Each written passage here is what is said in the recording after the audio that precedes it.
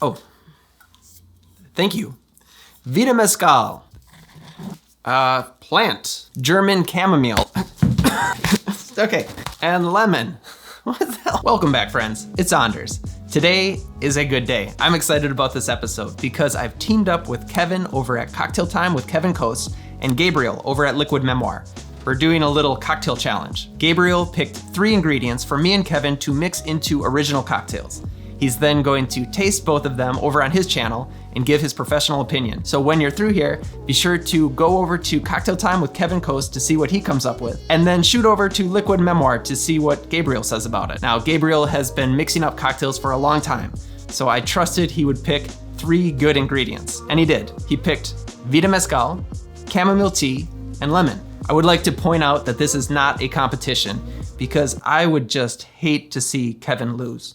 I'm kidding, obviously. If you haven't had the pleasure to see Kevin's work, you have to do so. He makes inventive cocktails, and together with his team, Roby and Sasho, they make beautiful videos. Hi friends, it's Kevin. I'm new here. If you are too, hit that subscribe button for more tips, tips and recipes. I can't wait to see what Anders comes up with for this cocktail. Anders, show us what you got. To the bar.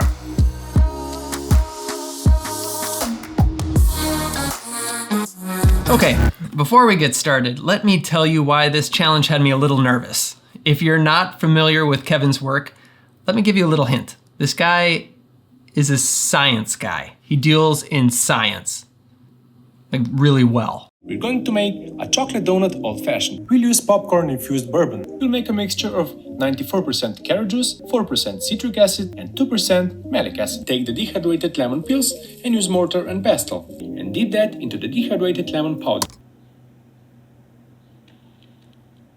So I began thinking. I knew Kevin was going to come up with something insanely creative. I had to match his level. I thought Kevin might make a chamomile powder, or foam, or steam, or something equally scientific. How could mine be just as interesting, but different? Then I had an idea.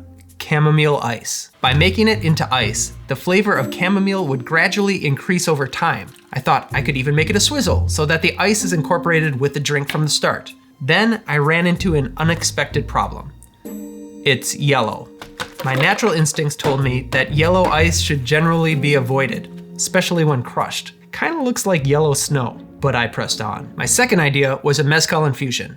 I've enjoyed mango and mezcal in the past, so I decided to see how a mango infusion would go. Maybe it will go well with chamomile. I moved on to the sweetener. I wanted to try a triple syrup. Triple syrup's got honey and agave, complementing the chamomile and mezcal, respectively. At this point, I'm thinking I'm being pretty clever. With my mango mezcal, triple syrup, lemon, and pea ice, I made a cocktail. So, I trashed the idea. It was overcomplicated and muddy. I was overthinking things. The real challenge was balancing such a delicate flavor like chamomile with such a bold flavor like mezcal. I need to simplify things. I was flipping through some old cocktail books when suddenly I had it. A rinse. A mezcal rinse. With this new idea in mind, I finally devised a cocktail I was happy with. Which brings us back to here and now. The inspiration to my drink came from a classic cocktail called the chrysanthemum, which is a low ABV cocktail that's really subtle in flavor, and it's that delicate flavor profile that I wanted my cocktail to have. I'm calling it the Dahlia Cup. The dahlia is the national flower of Mexico, which is home to mezcal, but it's also a cousin to chamomile. For centuries, chamomile has been soothing bellies and calming nerves, and it's just a feel-good flower plant. So, the Dahlia Cup is gonna showcase the soothing flavors of chamomile. Now the booze. We're gonna need Coca Americano, Drambuie, and mezcal. We're also gonna need dried chamomile flowers and a lemon. The Coca Americano is gonna be the base of this drink. And the reason why I went with Coca Americano is because it has light floral notes. It also has a bit of quinine in it, so it gives it a little bitter edge, which is just gonna be great in the drink. Now, a little bit of sweetness, I'm going with Drambuie. This is a Scotch-based herbal liqueur made with heather honey. And heather honey gives it a unique flavor that is also gonna complement the chamomile. With it being Scotch-based, it goes really well with big, bold, smoky flavors like an Islay Scotch or mezcal. Now that we have our ingredients, let's begin. First things first, we need to infuse this with this. It's very easy. I did it earlier. You can too. To make the infusion, start with 375 milliliters of room temperature Coca Americano, and to that, add 5 grams of dried chamomile flowers.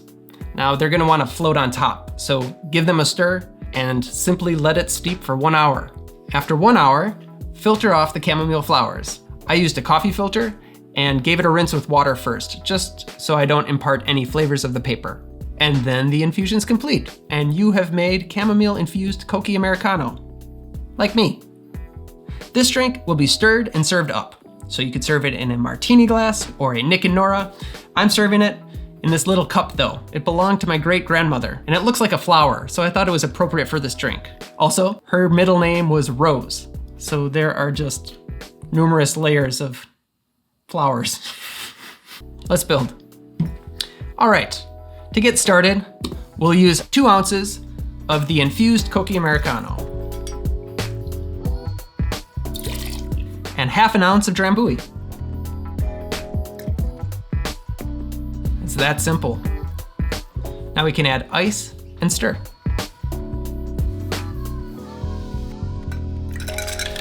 We're gonna stir away now.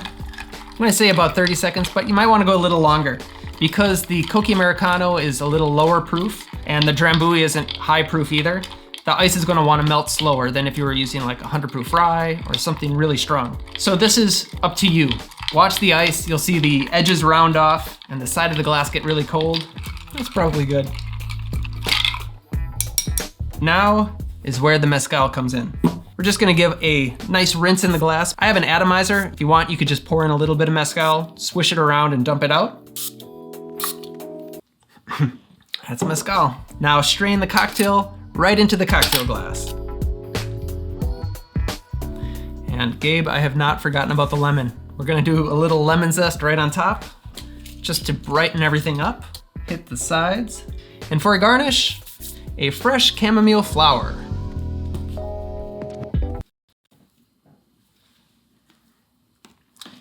For a garnish, a nice lemon peel right on top. Ladies and gentlemen, the Dahlia Cup. Cheers.